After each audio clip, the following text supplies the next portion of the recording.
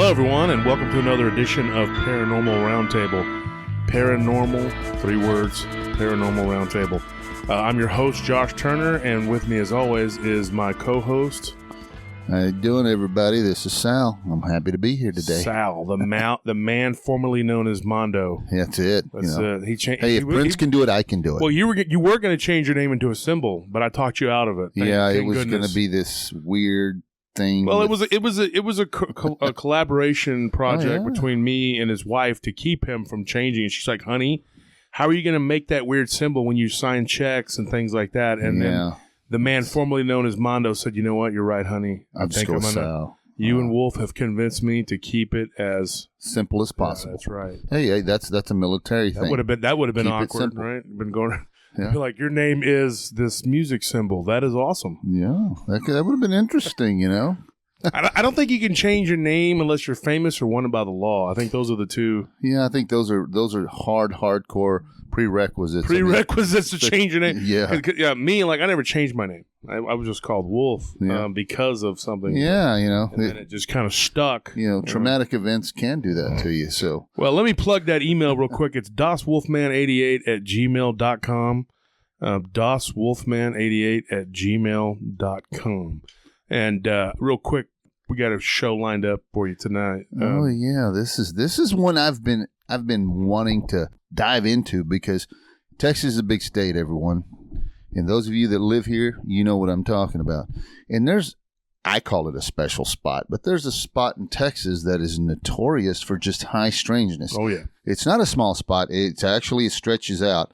And again, everything is not corralled into this spot, delineated borders or nothing. There's stuff that spills out into the surrounding areas. But the hot spot that we're talking about is the Devil's Backbone. Dude, I have heard so much. Now, as far as Devil's Backbone is concerned, we had years ago, we had that gentleman, Bert M. Wall. He was an author, wrote, some books on this stuff.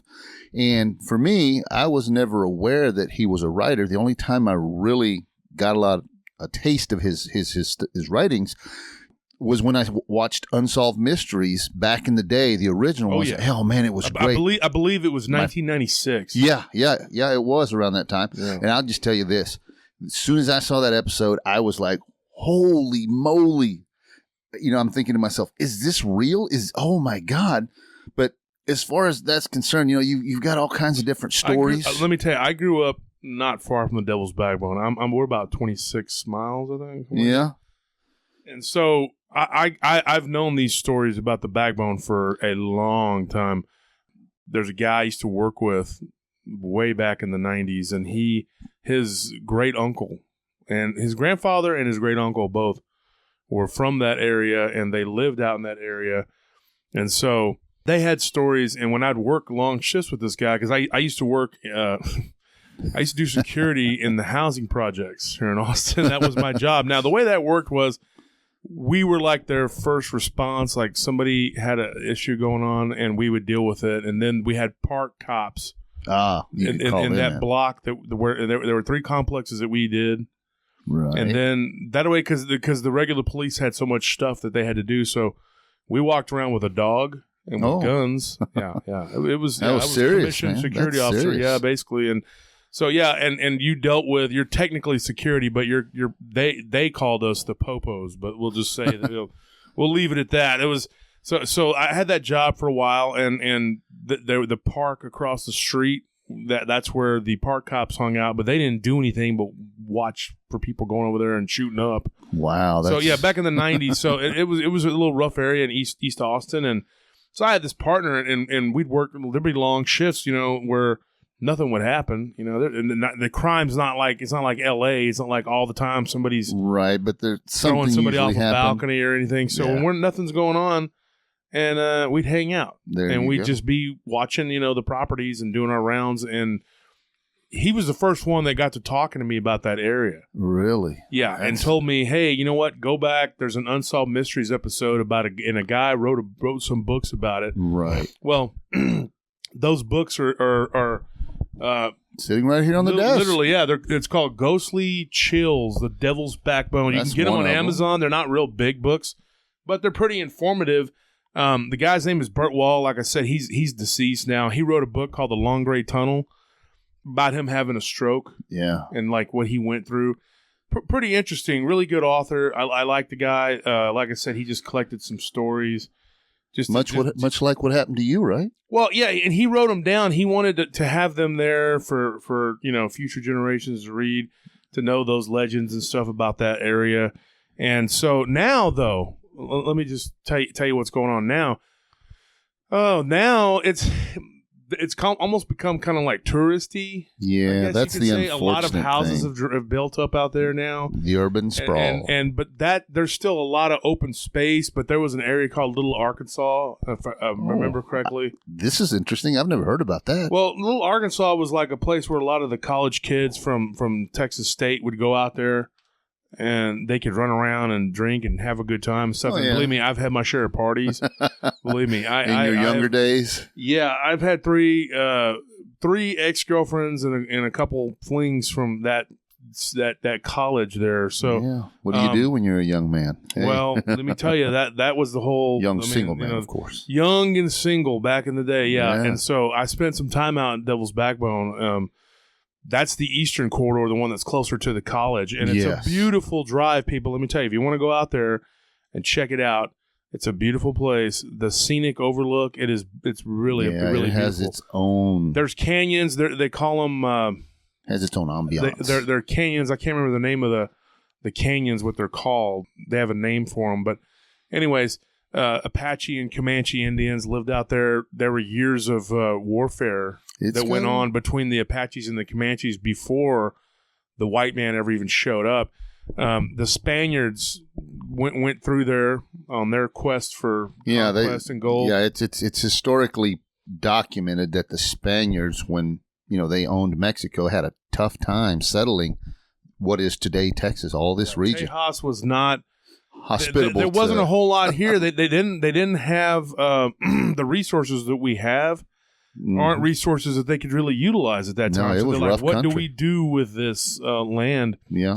We can't do a whole lot. The Comanches were just so violent. Yes. It's funny because everyone always says the Apaches. No, well, the Comanches were kind of they were the lords of the plains. And let me tell you something, the Apaches, they still have kind of like I've ran into some people that are considered Apache, but they don't call themselves Apache because that term was actually a derogatory term that the Comanches used to call them. Oh. That was something that they made up. That's like my enemy, basically. Okay. And then the white man comes along and the Spaniards and whoever, and they're like, oh, okay, Mm-hmm. So they gave them that name and they turned it into their Spanish version of it, which was Apache. Mm-hmm.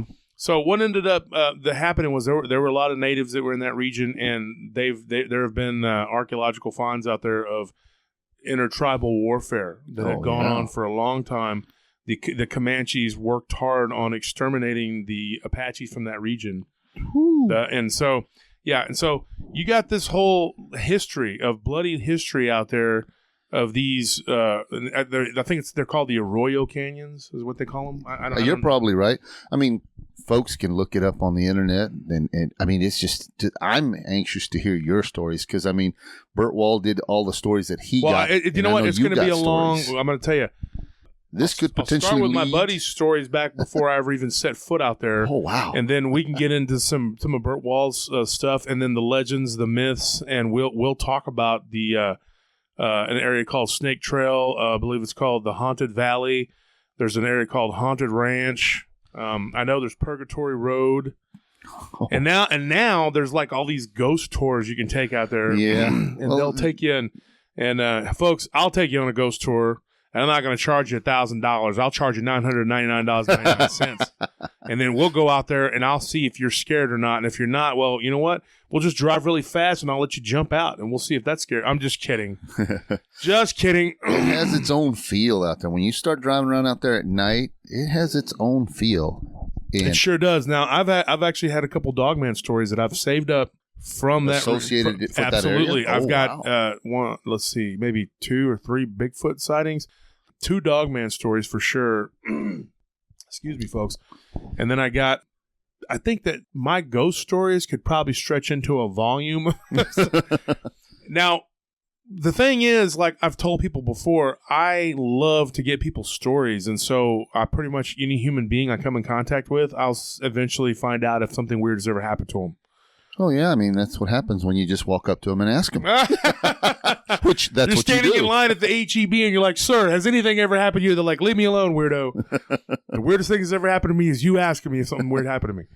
Oh. But no, the thing is, the Devil's Backbone has always been intriguing to me because that whole region is so beautiful and fun to go out to. At the same time, there's so many stories. Yeah. And so I believe during World War II, they kept German POWs out there too. And now the history now, people don't really like to think about how we, as the Allies, treated the Germans and the Japanese, because they've been villainized so bad, and that's neither here nor there, but they were worked to death, a lot of them. Well, yeah, World War II, we had a lot of small camps, established in the state because they'd bring a lot of those German POWs. Well, one thing people don't realize, and this is a little side note, is that there were German Americans who went back and fought for the fatherland because they believed in it, and Japanese Americans did the same thing. There were some that did that as well. They absolutely did. There were Americans that encountered Japanese that spoke perfect English,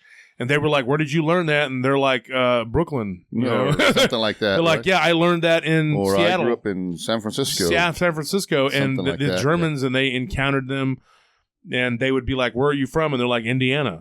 They're like, wow, you can't, But I'll tell you what, but who knows? Who knows? The thing, we're getting off track, but that just something I wanted to throw out there, a little tidbit of history. One thing I wanted to touch on, though, about the history of this is one of my favorite stories going back in time is that, and I read this in an article, and I can't remember, I couldn't find the article, but I remember somebody had wrote an article about, and so there was a book that I went and I read part of this, and I don't want to say the name because I need to go back and reread to make sure that that's correct. But the legend is that, and like I said, I'm gonna just, how do you say, preface this? Is that the right word? You would say I'm gonna say it's a legend, but it's a very well known legend. Yes. And the Confederate treasury, when the Confederacy was falling, as the war was ending, the Confederates were losing. They started to get all the money that they could, the gold that they had, because they had France and Britain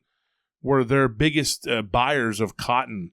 Yes, and they would pay gold, and then they would of course use the cotton for whatever they would trade for, and then they would turn around and then buy guns from Spain, from France, or whoever would sell them guns. Yeah, you still had a lot of the diehards that even though the Confederacy was falling. Well, Jefferson Davis, a lot of people believe that he had commissioned this mission for them to get it as far west as possible away from Union forces. Because if I remember correctly, my history, Sheridan, I think, was out here, but he was coming back further north from New Mexico. And so they cut down into Texas. Now, folks, I'm going to tell you, I know the history of Texas, and I'm going to tell you right now where a lot of the Confederate renegades, the ones that didn't want to be found, give up the fight or whatever, they ended up in Texas. Now, there's a book called "Gone to Texas," and it's about the outlaw Josie Wells, and I believe it's a fiction, but it's based upon the an reality. Actual person. Well, no, it's based upon a conglomeration. How do you say it? Like a bunch of different people, kind of like based on them. Uh-huh. And so I believe that's people might be like, oh no, it's real, but the movie was Clint Eastwood, and so what happened was, when the Confederacy fell, a lot of the Confederates came to Texas and they hid out here, and they were it was a big wide open area. It was friendly to the Confederacy, and so they were able to hide. There was a lot of bad people here that the Union did not want to deal with. There was bandits, a lot of Mexican bandits, the Comanches. They were still around. The Comanches. Oh, they didn't go away for a while. The Civil War didn't just put a hold on that for a little bit, not much. But the Comanches were a big problem. The Apaches that were still here. And then, of course, there was a lot of Comancheros that were friendly with the Comanches. You know, they were like bandits that would steal people and sell them to the Comanches. The Comanches were always looking for slaves. So there was a big mess going on down here, and so a lot of outlaws rose up from that, and so a lot of them being ex-soldiers that fought, and then they didn't have anything else going on, so they became bounty hunters, soldiers of fortune, outlaws, all that good. So there are a lot of legends of them hiding out in that Backbone area. Oh, and so it was a good. It was a preferred hiding place for a lot of them. Absolutely, knew it. The Confederate treasury actually supposedly ended up down there. The story or the myth is that Jefferson Davis said, "Look, our days are numbered. The Confederacy is about to fall," and so they tried to get the gold out so they could restart it up at a different time. Correct. And so that they got as far as the Devil's Backbone area, and somewhere in the Devil's Backbone area, they buried the Confederate treasury. And that is the story, that it is supposedly buried out. Now, the thing is, that leads into a story that I had of Burt Wall tells the story. There was a guy named Gentry. I can't remember his first name. If somebody could tell me the first name. I know that his last name was Gentry, and he was on the episode of Unsolved Mysteries, and so I know that he said that he was at a bunkhouse on a ranch, and that he, in the middle of the night, him and a couple other of the cowboys were woken up, and I think this happened like back in the 80s, and he sat up, heard thundering hooves like a bunch of horses, you know. They go out, they open the door, and from the moonlight, they can see a whole Len Gentry, that's his name, and they can see a whole squadron, whatever you would call them. I don't know what you call them. A regiment, a company. Mm-hmm. I didn't know how many there were, you know. They didn't state a number. They didn't state a number, and I don't even know what they called the cavalry back in those days. I can't think off the top of my head. But there's probably a regiment. Regiment, whatever, but they were Confederates. And he said he saw the Confederate flag flying with one of them, and that a lot of them made eye contact, from what I've been told or read, and that him and a couple of the other cowboys, the ranch hands, saw them just thundering through. And, of course, the Confederacy never did rise again, but that was their plan, was to try to restart it at a different time, so they buried that gold, and then the federal government came down pretty quick to Texas, and then it was just ongoing skirmishes for the next 30 years, which was really, when you think about it, it wasn't official like battles, but it was the federal government trying to get Texans under control. And believe me, folks, I know the history of my state. I've studied it inside and out, and there was just, even up until Prohibition, there were battles between the federal government and the Texans, because the Texans were not going to just say, okay, we're going to be a part of what you got going on. It took a while. Yeah. And it took a lot of the federal government just sending more and more and more people down here. You know, it wasn't about slavery. You know, slavery ended, whatever. But after the Civil War, this was just bad blood, and a lot of Confederates that had fought and their families had died and been destroyed. They came to Texas, and that's what that whole story had gone to Texas.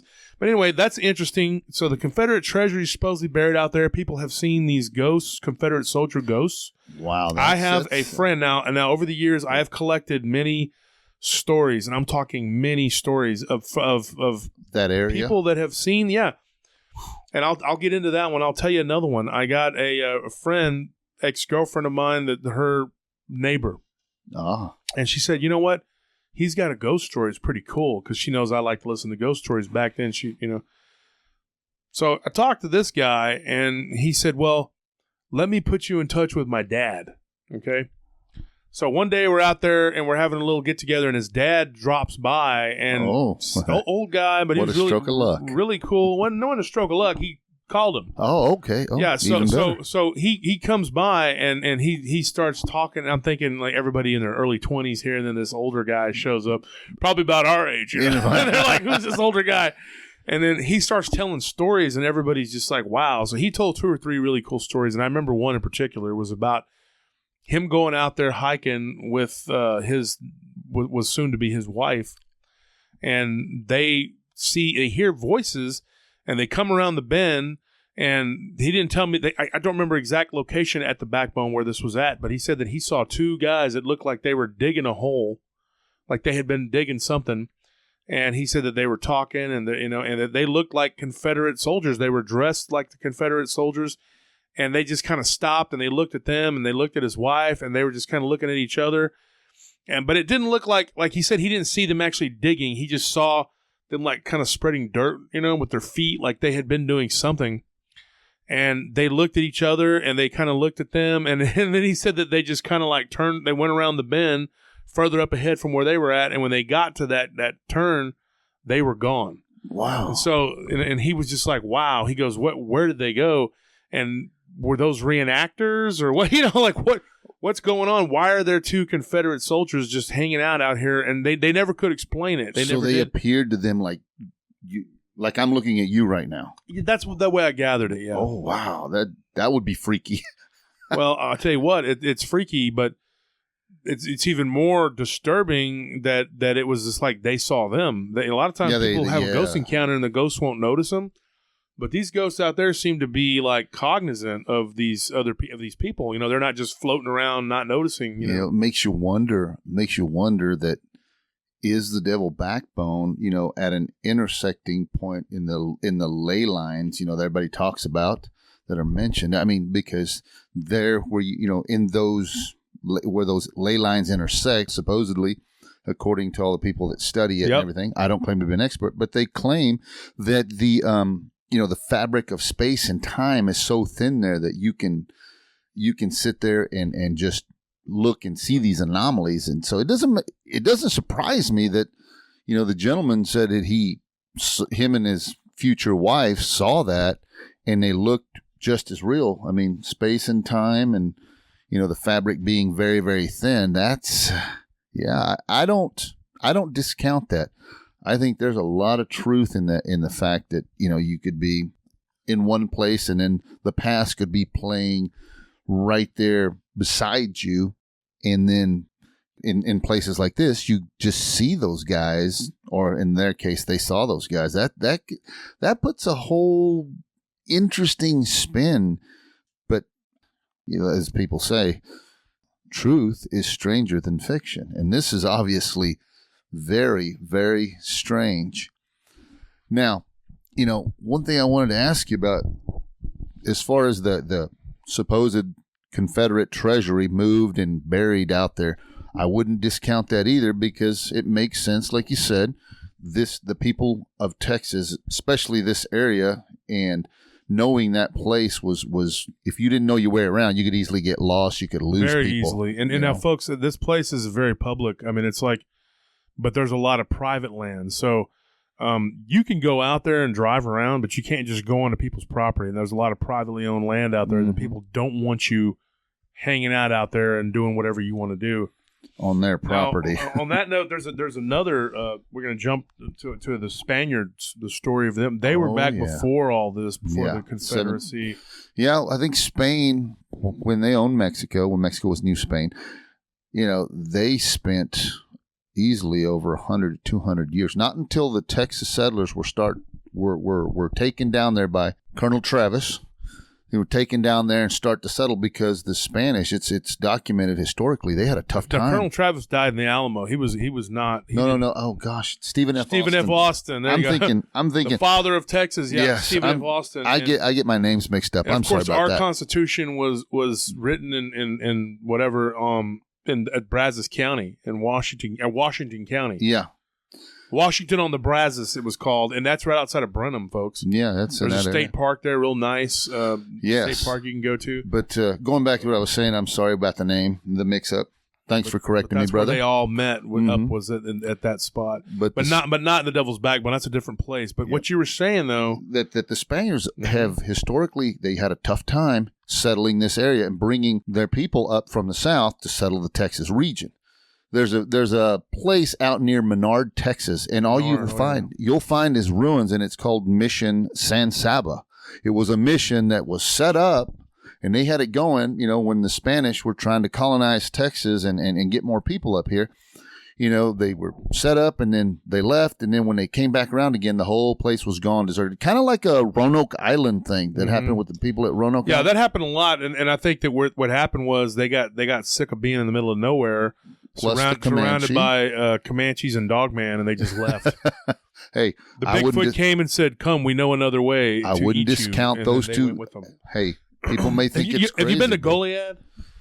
No, I have not been to Goliad proper. You got to stop messing around and go out there. It is the Alamo, folks. If you come to Texas, you're going to go to San Antonio, go to the Alamo. It's a lot of history, yada yada yada, but it's full of freaking people taking pictures. It's right in the middle of town. I got the unfortunate to be behind a group of foreign tourists that were just blah blah blah blah blah blah blah. I knew nothing they were saying, but they were in my way the whole time. No. And that was like the last time I was there. I've been there a few times, and I did a ghost tour that we went through all that, And yeah, San Antonio. But the problem with the ghost tour was that I knew everything the guy was talking about, and I was getting annoyed with him talking because I just wanted to just take in all the. I felt like saying, "Sir, you can have your $30 back. Can you just please be quiet so I can enjoy the history because you're annoying me?" But the people that I was with were enjoying it, so I didn't complain. But there's a lot of history. That San Antonio though is cool. All right, it's really nice, and it's close to the Devil's Backbone. Very close. The Devil's Backbone is in between Austin and San Antonio. Yes, but now Goliad. That when I go to Port Aransas, I'll take 183. Yes, and I'll stop there. And when we went back in August of 2018, me and my nephews and my wife took a little vacation down there for a few days. We went to Port Aransas. It's pretty nice. They got nice beaches. You can drive up on the beaches. It's really cool. Oh, that's great. So we went down there. It's a neat little beach town. A buddy of mine owns a bar down there. Oh, wow. Anybody ever goes down there, check it out. It's called Treasure Island. It's pretty cool. And so we went through there and we stopped in Goliad and we went to the Mission that's across the road. They're almost across the street from each other. Really? And then the Goliad. Well, now I'm going to have to go. Now that you're telling me I don't remember the name of that spot right there on the road where it's a little bitty spot, but there's a Mission. Now, I did actually get a ghost story from someone who claimed something weird happened to them at that Mission. Oh, really? And that was like a long time ago when we were talking about it in history class and when I was doing some history class.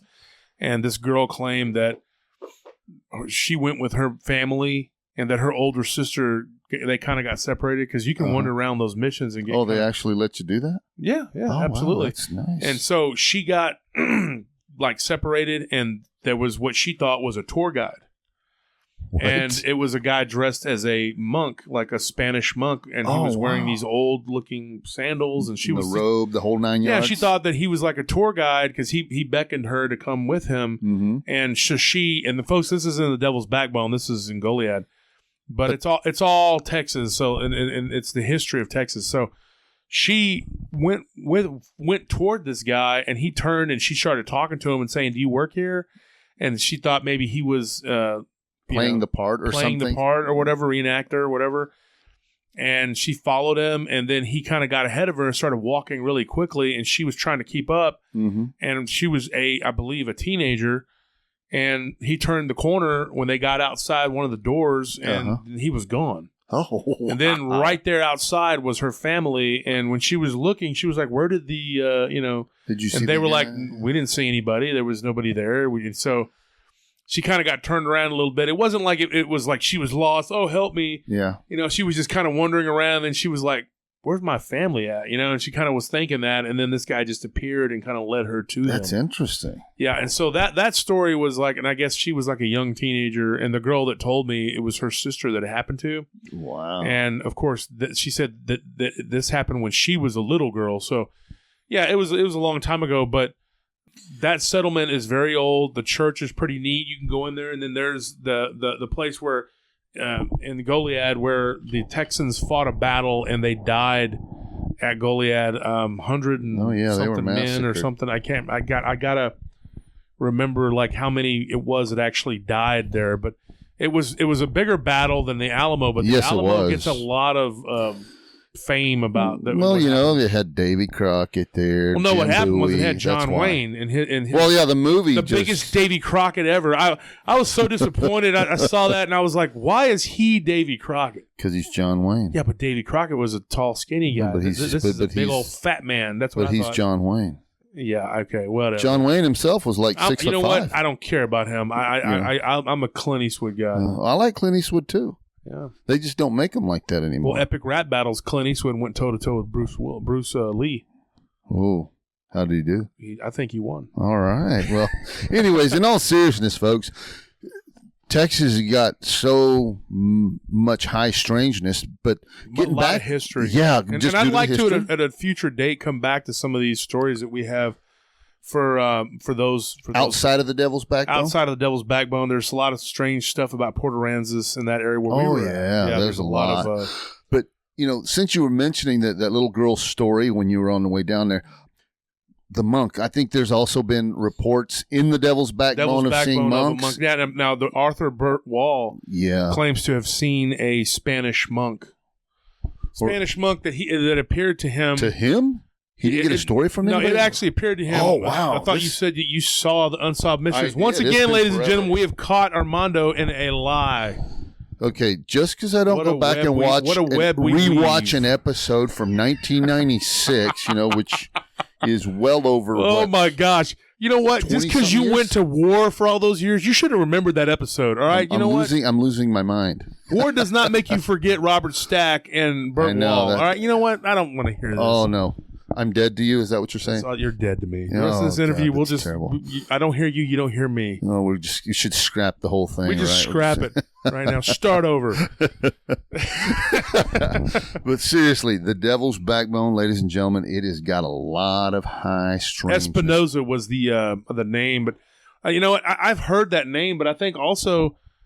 Espinosa, doesn't that mean like the back or something? That I don't know if that's Espinosa. Espina, yeah. Espina is but the name would be something akin to that because I know it's Diablo Espinosa. Would be the name of the. But the monk, I heard that the monk's name was Espinosa. Oh, okay. But I don't know that he was called Spiny Devil. That's what it means. Yeah. But that wasn't his name. That is what he was called.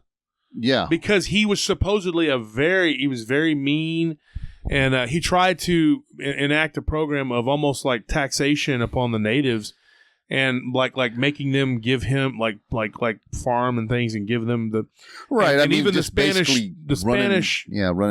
the game on him and just doing what he wanted. It was pretty much that. I mean, that's historically proven in Mexican history that the hacendados, all the ones that were in charge of the haciendas that owned them, they did what they wanted to the local natives, land and everything. Barons, yeah. Well, this situation, from what I read, was like he was a very mean person, and that he was very skinny, and he was very mean, and that he treated the locals very horribly, and that even the soldiers that had to, because a lot of times the soldiers would have to kind of answer to not only their commander, but the top monk or whoever was in charge. And as him being in charge of the mission there, he was very brutal. And supposedly the soldiers did not like him. He had a lot of ambition to expand. Oh, he wanted to get rich, even though he's not supposed to do that because he's a monk. You know what? We're talking about institutions that have had some history. Oh, yeah, that's true. That's a whole tell you what, when someone says priest, rabbi, imam, whatever, I'm like, yeah, okay, dude.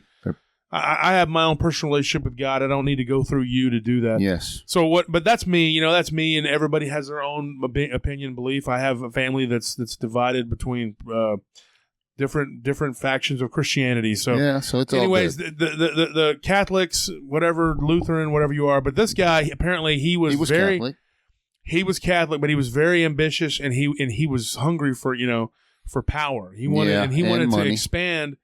And so he kept trying to get more and more soldiers out there to push into being more Plus, they could protect him even better. That way he could bully the Indians because what happened was in that region there was a group of Comanche that were very non-conformist, and so the Apaches in that region had been pushed to the brink of obliteration. So they had no choice but to seek refuge in these missions with the Spaniards. And so Espinosa was one of those that was like, well, you can stay here and do what we tell you, or you can go and take your chances with the Comanches. Right. He's like, at least here it's fortified and we can protect you because we have guns and cannons and, lancers. And the Spaniards, actually, it's kind of funny. the only group of and I've read a lot about the Comanches. My mother's side is actually my great grandmother's full blooded. Ah. So actually, I am like a quarter Comanche. I guess it would be an eighth. Would I be an eighth great grandmother? Mm-hmm. So she's a full blooded Native American. But the thing is about the Comanches, they have a very, very, very good track record when it came to warfare. They had been kicking a lot of butt, and I mean for years, and so they had dominated the whole region. It was called Comancheria. If you looked at a map up to like the 1890s, it was called Comancheria, and if you went through Comancheria, you might run into a Comanche, but you might not. And then just the playing the odds that you did, if you did run into them, you were going to be in trouble. Because if you were not a Comanche, you were considered, Apache. Yeah. And you could have been Chinese. You could have been anything but. But. And there were stories of them actually attacking Chinese railroad workers and taking their quay, the hair. Yeah. And they like to kill the whole deal Americans because they liked their hair. They would do things like that. Now they weren't the get along gang. I'm telling you, they were rough, bad people, and they loved to kill the Tejanos and they loved to kill the Mexicans. They were very brutal. So Espinosa knew this, and he was like, you know what, you want to die? Then you stay out there. If you come in here, you do what we say. And they basically turned the Apaches into slaves. But the Spaniard hierarchy eventually got tired of him, and he ended up being, moved out of excommunicated or whatever. Oh. Yeah, but supposedly he never left.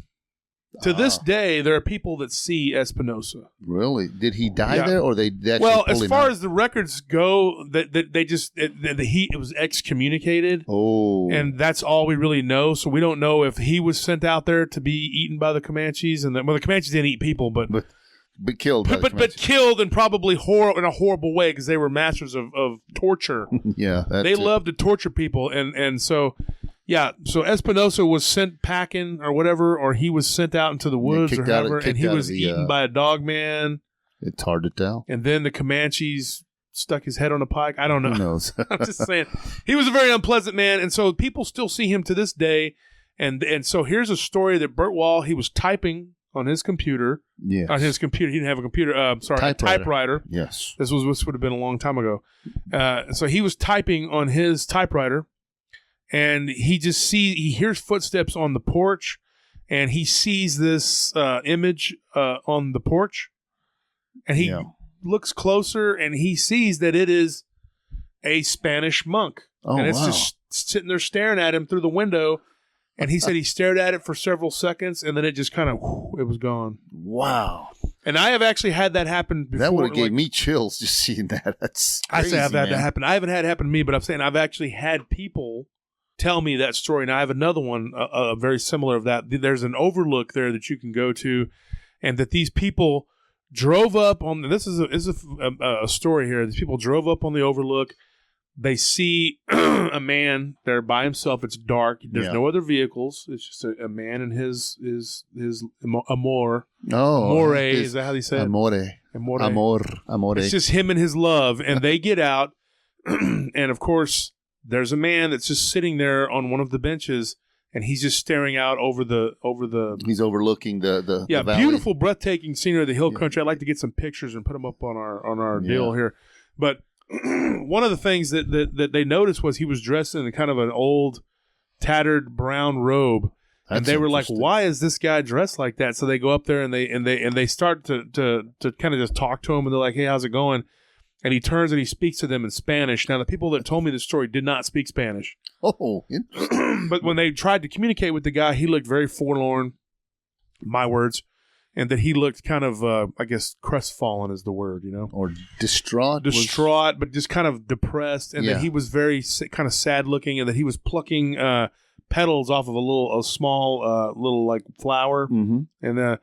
And now I know in Texas we got these little like wild flowers that grow. Yeah, we got desert everywhere. poppies. We got blue bonnets, whatever. So he said that he was holding a little flower and he was kind of just messing with it, and that he was staring off over the Arroyo Canyons, and then he kind of sat up and he sighed, and then he just took off walking, and they just kind of lost track of him. They were just talking, and then they said that when he got toward the end of where you're exiting to go to the road, Correct. that he just vanished.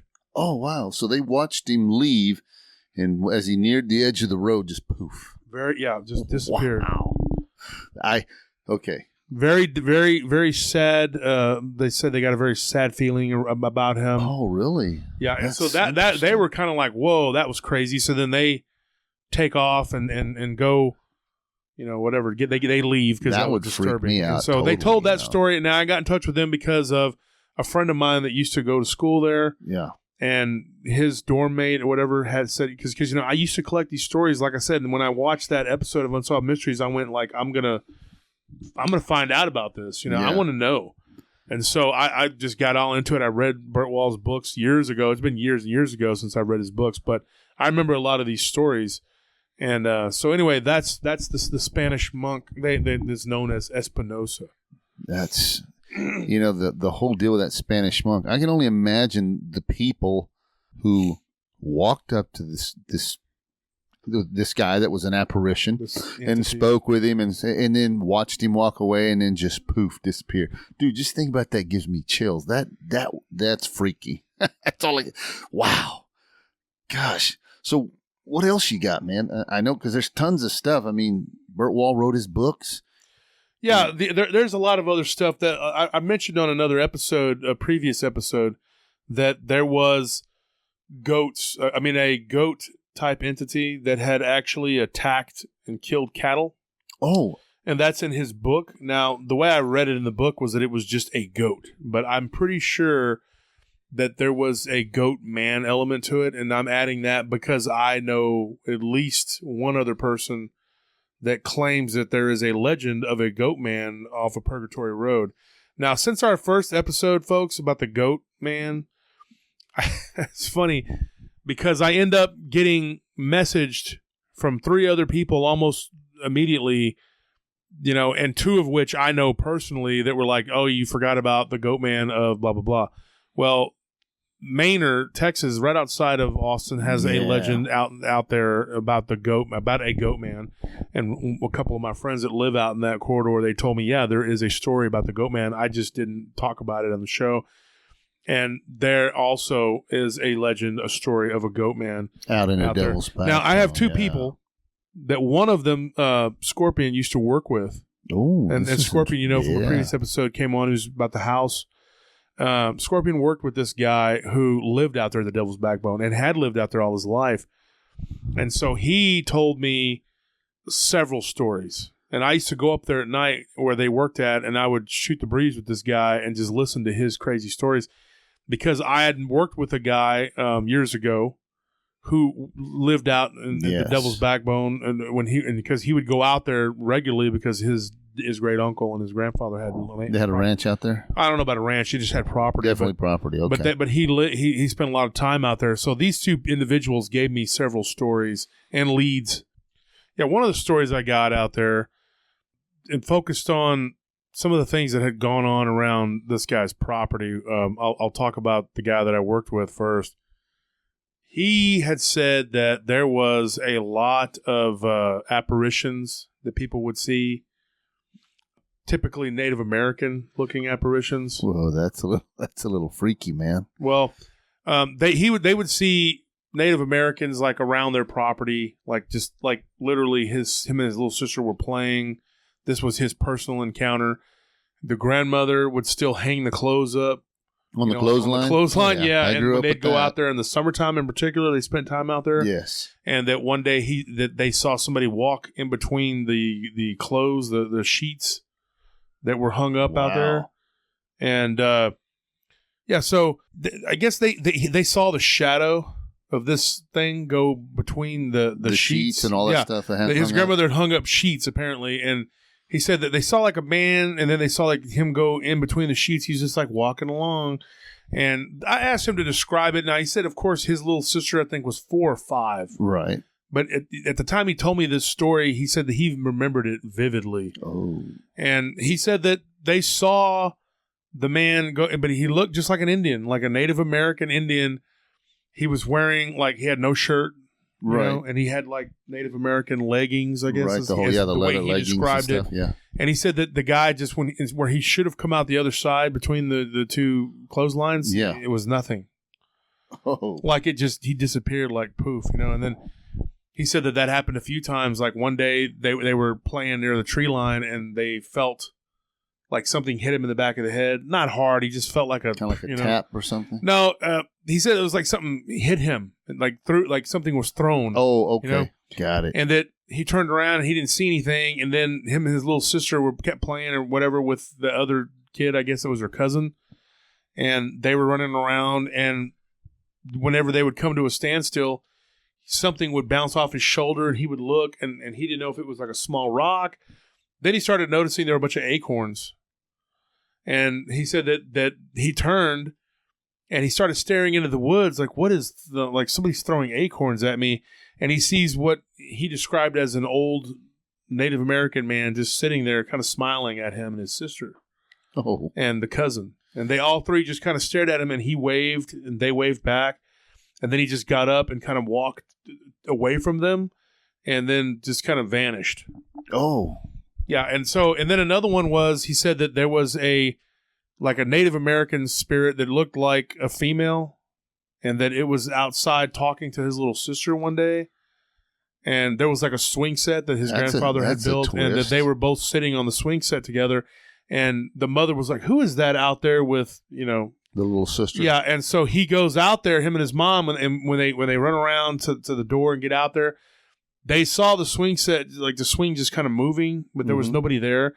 And the little girl was like, "That's my friend." And she gave some kind of weird name. And they were like, "Where did she go?" And she says, "Oh, she vanishes when you all come around. When you guys come around." Basically, it's like, and so that particular spirit was like he said it looked like a teenage native girl. Younger teenager or older teenager? Dude, I don't know. I didn't ask. Like, when did this person reach puberty? We need to know this. I don't know. I could not possibly tell you if it was an older teenager. Right. He just told me it was a teenage girl. That it was like like that was it. It was a teenage Native American looking girl. He said that once or twice he heard like what he thought were like someone walking in the house, like sliding their feet, kind of like not picking up their feet. And he did. Now this same guy did tell me that him and his friend one day were near a creek bottom and that they were shooting, of course, most kids now at that age would be shooting BB guns, but this is the devil's backbone. And folks, this is Texas. This is the Lone Star State. We're shooting guns at 8. Okay. At a young age. I'm talking like real guns. I had a BB gun and that was fun and cool until I started shooting a 22 and a 410. And when my dad would go to work. Yeah. And if Dad, if you're listening, I'm sorry, but I would get into your rifles and I would shoot up everything. And then he would tell me you can't shoot them unless I'm around, but I didn't care. I'd go down with my friend Keith Bell, and Keith, I know you listen. You're up there in Fort Worth. You're a First and Second Amendment right guy, whatever. Anyway, we go out and we'd tromp around all over the woods and we'd shoot up everything that moved. I mean, it was crazy. and there were no cops called. I mean, there were a few houses out there. They'd just be like, "Oh, it's just people shooting guns." Nobody freaks out and calls, the police. The police because you're shooting guns. And so, anyway, he said him and his buddy were out shooting guns. So this is a Bigfoot story. Oh. Bigfoot story. I see your eyes light up. Armando's like, oh, okay. I like the way this all shifts. Yeah. So anyways, we're we're over here like we're jumping around a little bit, but this is the same guy. He was telling me the story. This is Devil's Backbone, and he said that they heard like rocks clacking kind of noise, but like I forgot the words he used. Like he heard like somebody was putting rocks on top of other rocks, stacking them or something. Yeah, and they come across the creek and they see this furry looking hairy thing, and his friend was like, "What is that?" And then this thing turns and it looks at him. And he said it had almost like the face, the way he described it, like it had like a ridge on where its eyebrows were. Very prominent. And then it had this flat, broad nose, and then it had these really weird looking lips. And I asked him to describe that, and he said, I can't really tell you. He kind of pushed his lips out. Oh. Like, I don't know what that means. I'm like, okay, dude. I was like, that doesn't tell me. Like, he goes, I don't know. He goes, it just had, and then he said it opened its mouth, but almost like it was smiling. And he said his friend was like, "Whoa, let's shoot it." And he like immediately points the gun at it, and he's like, "No." He's like, and he goes, I told them no, and I grabbed the rifle and I put it down, and he goes, we were probably about 10 years old. Oh, okay. And he said that the reason he was like, no, don't shoot it, because one, it was huge, okay, and then two, it didn't look aggressive. It looked like it was just minding its own business. No, it was just minding its own business, and it was making a rock pile. Oh. Yeah, so that was weird. So he said that they just kind of backed away, and they turned and they ran back toward the house, and he said that this was probably a couple miles away from his house, and they ran the whole way home? They just ran the whole way home, and that was his Bigfoot encounter. And then there was one other story that this particular individual told me, that one day he was out walking around the trails when he was a grown man, and he said that this had happened about 10 years before the time. Yeah, same property. Oh, cool. About 10 years before he had met me, and he was walking with his girlfriend at that time, who he was still with, I believe, when I was his friend, but when we worked together. And he said that they were walking along or whatever, and they heard like something moving in the brush. And they look and they see this deer that's like stuck, like it's got its antlers like caught up in some brush, like it is trying to it's struggling to get free. Right. And they said that they look down the trail and they see this what looked like an Indian coming down the trail with a rope. And he was like, this guy's not wearing a shirt. He just looks very out of place. And he said that he just stood there. They looked at each other. He was like, okay. And so they just kind of turned around and they walked the opposite direction. Right, turned around. And the Native American looking individual just continued walking toward the deer with the rope. And I said, well, do you think it was a specter, like a ghost, And he said, probably. He said it just didn't look right. Like he just appeared. So, and that may or may not have been something, but he thought it was something. So he told me.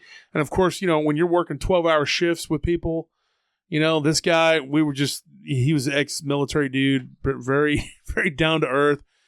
And the job, a lot of times there's a lot of downtime, So you get to talking and swapping stories, things. Yeah, like that. I mean, you get some downtime. There was some rough times where we had to do some stuff to people, but it wasn't the Shield. They showed the Shield. I wasn't Michael Chiklis with the strike team out there. I was just, there was a lot of just, hey, let's listen to a show on the radio or let's read or something, and you do your thing, I do mine. But we would talk, and so up to that point in my life, I had done only a few things, and I told him about my Goatman Encounter. And did he believe you? Yeah, absolutely. He believed me because he grew up out in Devil's Backbone, so he believed. And that leads me into another one. He had said that there were people that had seen creatures like that out there, the Devil's Backbone. Now, I do have 2 Dogman stories from out there, and I got a couple more Bigfoot encounters, and I got a couple other freaky deaky things from the Devil's Backbone. Devil's Backbone, man. Looks like we're going to have to do a second episode. We're going to have to do another episode on this, absolutely. And so I don't know how much time we have here. I need to ask my. I think we got a few minutes left. We got a few minutes here, so. But let me ask you a question. About the Native American. Okay, he was walking out there as a grown man. He was out there walking, and him and the girlfriend, of course, sees this Native American just popped up on the trail in front of him. And he said it didn't look right. Did he? I guess what I want to know. I didn't get a distance either, and I don't know what he was going to do with that rope to get that. Maybe he was helping the deer. Maybe he was just going to rope it and then kill it. Maybe it was just a guy that looked very Native American and was just walking around with his shirt off and liked to dress that way. But they just turned around and left. So they don't know how this particular Native American, whether it be apparition or, like I said earlier, is the Devil's Backbone in the middle of ley lines where the fabric of space and time is so thin that and that's a whole nother show because I know the ley lines, the Marfa lights, all that stuff, out there way out in West Texas, and then they correspond to some lights in East Texas. If anybody can research that and let me know about that, that's and the latitude, I believe they all correspond. Possibly, and so I don't know if this is in the middle of something. I know there's a lot of limestone. We're definitely out there, gonna have to research there's a cave out there. I know that the Goatman story was that this thing was killing the cattle. They found it in a cave and they blasted it all to heck. And that brings to mind Gary, who was a guest, Scorpion, as everybody knows. had a guy that he worked with and that I would go and talk to, and he born and raised out there. At You Devil's guys Backbone. know this guy. Yeah. He's born and raised out there at the Devil's Backbone. In fact, my brother knows, and I know my nephew knows that there was a guy that lived in our complex where we lived, and in that apartment complex, and that he was roommates with that guy. Oh, and so for a couple of years he lived here, and we would talk to him sometimes, and he had some kind of cool stories that guy would tell him too. That's But awesome. growing up out the Devil's Backbone is not like growing up somewhere else. I guess it would be pretty cool. I guess a lot of strange stuff happens. The people there. that live out there, though, a lot of them say, that it is a haunted place, but they love it. They love living out there, and that tells me, my guys tell me we're about to wrap it up here. Before I plug the email, I wanted next episode. We're going to have to continue this, brother. We're going to get back into the Devil's Backbone. We're not done. We have a lot to explore. And I know you got more stories. The Devil's Backbone. And I believe you said that friend of you, I can't even speak now. That friend of yours, you said that he had his own encounter with a goat. Yeah, he had a Goatman encounter, and it was pretty terrifying. That particular, he had lots of ghost stories to tell. Yeah. But the Goatman encounter stuck out in my mind as pretty. And I had told him, like I said before, I told him my Dogman encounter, and he had heard of these things being out there too. That's amazing, because I'll just tell you this much. The first time I heard the word Goatman, I was in the military, out at a shooting range, out at night. I said this before. I think I mentioned it before in one of the episodes, but I just wanted to reiterate. I was left hanging with just the word Goatman, and they said, and the most I got, a guy, one of the random soldiers says, yeah, they said they see the Goatman out here, and then he left me hanging. I never heard anything. Fort Hood. Oh, that's right. Yeah, when I was stationed at Fort Hood. And it's a big base out there, and it's got a lot of woods out there that nobody goes out there and runs around in because it's a training area. So that's where my interest in Goatman started. I had never pressed it over the years, but now that you got all these stories, now I'm definitely gonna keep looking. What about you? You don't have any stories from the hood? From the hood? Tales from the hood? No, I don't have any real tales other than training, The training stories? Well. Yeah, and those can get boring because a lot of it was, the same old stuff. Believe me. And so let me plug that email. It's DasWolfman88@gmail.com. DasWolfman88@gmail.com. Send in your stories if you got any stories, and we'll talk. And if anybody wants to maybe... We're thinking about having some people come on as guests. Maybe we can talk. We're working we can that. Set up an interview and maybe talk about something you want to talk about it in person. Yes. Just tell. We're easygoing guys, easy to talk to, right? Oh yeah, we love to listen to your stories. It's just one of our things, and I enjoy hearing people's encounters and their all these events that happen to them. It's just something I like to hear about. So we'll see you next time. Same time, same place. All right. That sounds like a winner to me. Sounds like a winner. All right. Good night, good evening, good day, wherever you're from, whatever time zone you're in. Sayonara. Y'all have a good one.